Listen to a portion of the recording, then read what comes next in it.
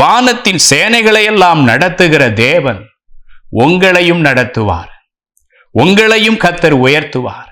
நீங்க நினைக்கலாம், நான் சின்ன ஆளு, என்னிடத்துல பணம் இல்லை, படிப்பு ஒண்ணுத்துக்கு உதவாது, நான் என்ன பண்ணட்டும், நான் உயர்த்தப்படுவதற்கு வாய்ப்பே இல்லை என்று நீங்கள் புலம்பிக் கொண்டிருக்கலாம்.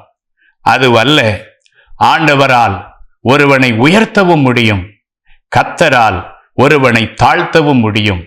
ஆகவே இன்றைக்கே சகோதரனே உங்களை ஒப்பு கொடுங்க. இன்றைக்கே சகோதரி உங்களை ஒப்பு கொடுங்க. ஆண்டவர் உங்கள் திறமைகளை வைத்து அவர் உயர்த்த மாட்டார்.